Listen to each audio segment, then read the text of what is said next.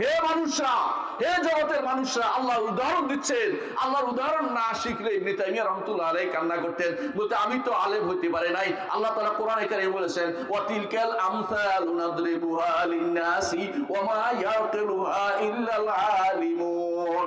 আলেমরা ছাড়া আল্লাহর উদাহরণ কেউ বুঝে না। আমি তো বুঝছি না, আমি আল্লাহ তাআলার আলেম হতে পারি নাই। আলেম হতে হলে আল্লাহর উদাহরণটা বুঝতে হবে। উদাহরণটা কি বলেছেন? ইয়া আইয়ুহান নাস দুরিবা মাসালুন ফাসতামিউ।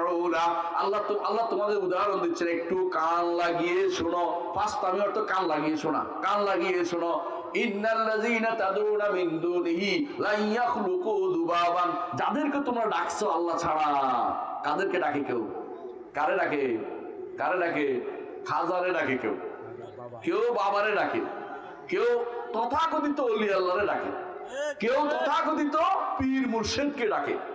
কাউকে ডাকা যাবে না, আল্লাহকে ডাকতে হবে।